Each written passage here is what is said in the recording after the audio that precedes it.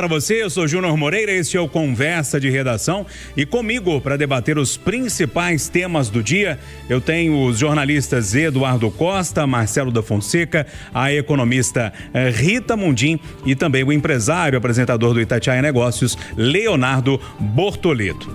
Olha só, pessoal, registros feitos pelo senador Flávio Bolsonaro, do PL do Rio de Janeiro, durante reuniões na sede do partido, indicam a tentativa de escantear o vice-governador de Minas Gerais, Matheus Simões, do PSD, na corrida pela sucessão estadual. Enquanto isso, o senador assinala que o presidente da FIENG, Flávio Roscoe, poderia ser o nome para concorrer ao governo de Minas. O documento, que trata do plano eleitoral, e não só daqui de Minas, de vários estados, foi deixado em uma sala após uma reunião do PL para tratar de palanques políticos nos estados. Flávio afirmou que os registros foram feitos por ele, procurado pela imprensa, ele disse isso durante reuniões, e que isso não é uma decisão consolidada, não são decisões consolidadas, apenas anotações. Outra situação ontem complicou ainda mais a situação de Matheus Simões, vice-governador, nesse xadrez eleitoral. O senador Cleitinho, que aparece bem nas pesquisas eleitorais, afirma que não abre mão de candidatura para o vice-governador. Segundo o senador, ele só abriria a mão para o deputado Nicolas Ferreira. Ele também se defendeu, com as acusações de que não estaria preparado para governar o estado. Bom, Eduardo, nesse xadrez político, essas anotações, que de propósito ou não foram deixadas ali para todo mundo ver, essas anotações mexeram um pouquinho nesse xadrez político no Brasil inteiro. Bom dia para você. Bom dia para você e para todo mundo. Ô Júnior, daqui a pouco nós vamos ter quem entende do assunto, que é o Marcelo. Eu entendo pouco e tenho paciência nenhuma. Marcelo, Berto e Dilene que gostam disso aí. A única coisa que eu sei é que o Hélio Garcia, entre um uísque e outro, de vez em quando inventava umas frases boas. Uma dessas frases que eu não esqueço é: feio na política é perder. É uma rasteira atrás da outra. Eu acho que na política, sabe aquela música do Mamonas? Já era lá a noite inteira e ainda ninguém já passaram a mão no meu traseiro. Na política é assim. Eu acho que a luta... Ainda bem que você fez um pi aí, ao vivo, Aí, tem um deputado famoso que foi secretário de saúde também, ele falava que todo dia o político sai de casa sabendo que vai levar um. Escolher o tamanho que é o detalhe. Então é o seguinte, essa turma, Júnior, é uma trairagem pura. E outra coisa verdadeira da política, Júnior, além de que ser feio e perder, é o seguinte: quando o barco começa a fazer água, filho, salve-se quem puder. O barco do Matheus não sai da praia, não entra no mar. Você acha que é por amor que ele agarrou no Nicolas de uns 15 dias pra cá? Com a palavra o Marcelo, que pra mim já deu. Já que o Eduardo disse que a palavra é sua, Marcelo, vou deixar com você. Mas jogou o pepino pra mim, a responsabilidade. Obrigado, viu, Edu? Muito amigo. Pra resumir pra todo mundo aqui, Marcelo, esse jogo é normal, esse xadrez eleitoral. Agora, são muitos rabiscos deixados ali. A sensação que eu tive que, vamos deixar isso aqui pra esse negócio dar um movimento. E quando perguntado, é meu mesmo, eu fiz, mas são só anotações. Isso tudo mexe no xadrez. Ô, Júnior, você me permite, mas não deixou por acaso. Não esqueceu. Não esqueceu, né, Júnior? Esse é meu primeiro comentário. Bom dia, Júnior, bom dia, amigos de conversa, bom dia a todos os ouvintes. É óbvio que o Flávio Bolsonaro deixou esses recados ali na mesa para que repercutisse. O Flávio Bolsonaro, senador experiente, tem uma trajetória política já há bastante tempo, ele sabe que anotações que ele deixa, fazendo um contexto, uma análise do cenário eleitoral, iriam repercutir. Então ele usou essa estratégia para mandar alguns recados. E aí o recado principal, um dos recados principais, é sobre a sucessão em Minas. O segundo maior colégio eleitoral, um dos estados mais importantes na busca de votos, talvez o mais importante, e está uma situação totalmente indefinida. E quando eu vejo a situação do Matheus Simões, do vice-governador, que daqui a pouco vai assumir o governo, eu fico lembrando da Copa de 1958, fazer uma comparação aqui com o futebol, viu, Júnior? O Brasil tinha um técnico, Vicente Feola, que antes do jogo Brasil e Rússia, começou a falar para os atacantes brasileiros: olha, vocês vão entrar pela ponta esquerda, vão cruzar, vão driblar, vão fazer isso, a estratégia é toda essa. Aí ele terminou a explicação dele ali no antes do jogo, o Garrincha levantou a mão, o ponta direita brasileiro levantou a mão e falou: ô professor, ô técnico, o senhor já combinou tudo isso com os russos? Eu acho que o Matheus Simões, ele se organizou para ser o único nome da direita em Minas. Ele criou uma estratégia que ele seria o representante da direita e aí teria um embate com a esquerda, né? Com algum nome da esquerda, que a gente não tem também essa definição. O PT também não tem candidato em Minas. Só que faltou ele combinar com os russos, né? Faltou, e aqui os russos seriam o Cleitinho, né, que tem muito mais voto que ele, que é muito mais conhecido que ele, e que vários nomes do PL que estão na política há muito tempo e que sabem que precisam do palanque em Minas para uma disputa federal. Então, para o Flávio Bolsonaro, vamos pensar a estratégia do Flávio Bolsonaro, senador, que quer ser presidente. Por que ele apoiaria o Matheus Simões, se o Matheus Simões, candidato a governador aqui, já falou que vai fazer palanque para o Zema, do Partido Novo? E aí é mais curioso, porque o Matheus Simões, que migrou do Novo para o PSD tem 3 candidatos a presidente. O Matheus Simões vai dar palanque para os candidatos do PSD, do partido dele, ou do Zema, que é do Partido Novo. Então o Matheus Simões ficou nessa situação difícil. E aí ele tem que conseguir convencer o Cleitinho a não jogar, a não participar dessa disputa. Ele tem que conseguir convencer os nomes do PL a apoiarem ele, mesmo sabendo que ele vai apoiar outro nome para presidente. Então, o Matheus Simões fez uma articulação toda interna em Minas Gerais para conseguir ser o último nome, só que faltou combinar com os russos. E agora, o Cleitinho, o Flávio Bolsonaro, eles estão cobrando e estão procurando outros nomes do PL que podem ser candidatos ao governo de Minas. Ô Rita Mundim, queria te ouvir sobre essa história toda, porque a situação do Matheus começa a ficar um pouco complicada, porque de um lado o Flávio Bolsonaro falando, olha, eu prefiro outro, o Cleitinho dizendo que não abre mão, tem o Nicolas ali também que pode aparecer com um nome forte do PL, e essa sucessão aí que pode parecer para muitos natural, ela tá meio travada nesse momento. Bom dia. Bom dia, Júnior. Bom dia a todos. Depois das últimas pesquisas mostrando, né, essa diminuição entre o Flávio e o Lula, principalmente no segundo turno, a diminuição até da rejeição do Flávio, eu acho que o Flávio, como disse o Marcelo, por que ele deixou aquilo ali? Aí eu invoco a Patrícia Joe. O Flávio está assim, gente, conversa comigo. A minha candidatura está se consolidando. E quem vai dar as cartas daqui para frente sou eu.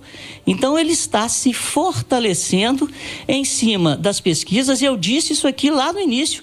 A candidatura de Flávio Bolsonaro está se consolidando.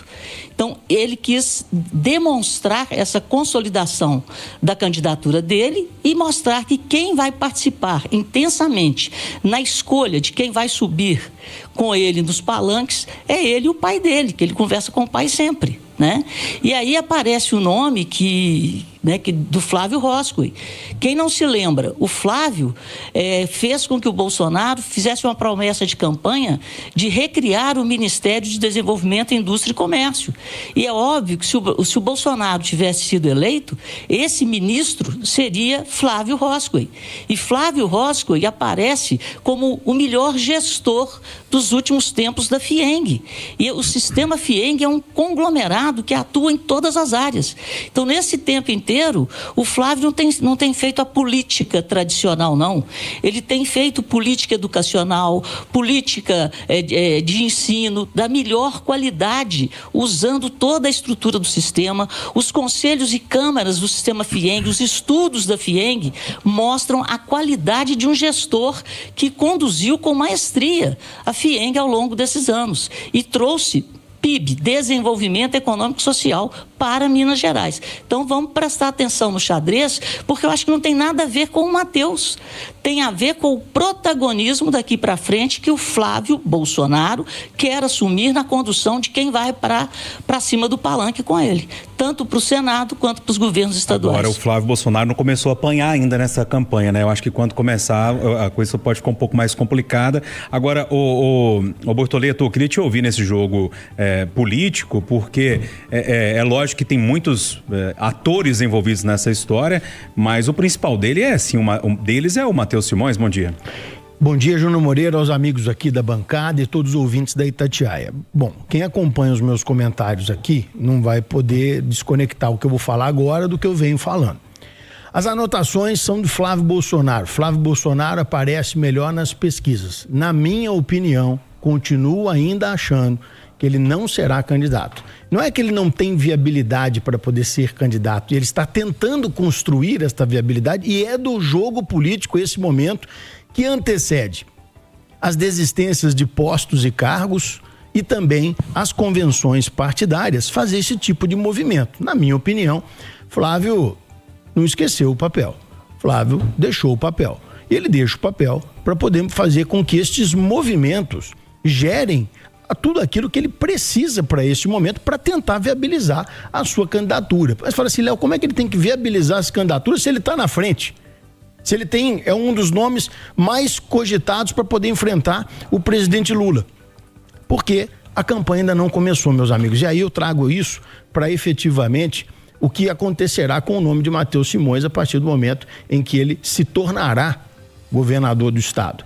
Tudo nesse papel se movimenta de uma forma diferente. Então, nesse momento, ali está sendo colocado, e o Flávio colocou que nem tudo ali que está escrito é observação dele, é observação da reunião sobre cada um dos temas. Então, ele nem se comprometeu com o que ali está escrito de fato, porque ele fez registros daquilo que ele ouviu, daquilo que ele participou durante aquela reunião. Lembrando, convenções partidárias começam dia 20 de julho. Se encerram dia 5 de agosto. E não vai ser a primeira vez que eu verei convenções consolidadas e feitas até o dia 5 de agosto terem os seus registros de candidatura alterados até o dia 15. Vamos aguardar. Só um comentário, Bortoleto. Eu acho que agora já dá até pra gente apostar já, viu? Porque o Flávio já é candidato. Ele já é pré-candidato, já está construindo alianças e já está com uma equipe, né, formada, montada para essa campanha. Eu até achava que você tinha razão no início, que o Flávio estava se lançando para ocupar um espaço e que depois ele poderia abrir mão para o Tarcísio. Só que agora, faltando 7 meses para a eleição, né, o Flávio tem 43% de intenções de voto, eu duvido que a família Bolsonaro abriria mão dessa tentativa. Até porque a família Bolsonaro não abre espaço para ninguém diferente. O seu raciocínio tem lógica, mas eu ainda continuo achando que ele não vai ser candidato. Surpreendido se nos próximos dias, nas próximas semanas, o Flávio anunciasse uma desistência. Ô, Júnior, só pra ser preciosista aqui, acabei de receber uma informação. Na verdade, parece que o Garrincha não falou nada daquilo, viu, gente? O folclore é o folclore do futebol. Mas vamos fingir que ele falou, porque a história é boa. Mas esse é o fake news mais histórico. Então, Marcelo, que é de 58. Aprendi, cresci ouvindo isso. Matheus Oliveira, nosso ouvinte diário, que mandou essa mensagem aqui. Um abraço pro Matheus. Bom, turma, seguinte, a chuva voltou a cair forte em Juiz de Fora na madrugada, tá? Segundo o Corpo de Bombeiros de Minas Gerais, temporais alagaram mais uma vez a cidade. De acordo com a previsão do Clima Tempo, há alerta para chuvas na zona da Mata Mineira também para essa quinta-feira. Até o momento, em Juiz de Fora, foram registradas 43 mortes, 3.000 desabrigados, 400 desalojados e pelo menos 17 pessoas ainda estão desaparecidas. Já em Ubá, são 6 mortes, 26 desabrigados, 188 desalojados e 2 desaparecidos. E tem a situação ainda de Matias Barbosa, que está perto ali, situação que está se complicando a cada dia que passa também. Eduardo, era uma tragédia que pode ser maior ainda por causa da chuva que não para, né? Pois é, eu preciso sair dos números que são chocantes, eu preciso sair dos fatos de hoje que são horrorosos, de ontem que são horrorosos, de anteontem, para ir na questão central, no histórico. Ô Júnior, a gente não planta jabuticaba e colhe goiaba. Primeiro quem planta, colhe. E quem planta, colhe o que plantou. Ontem eu falava aqui da proximidade de Juiz de Fora com o oceano.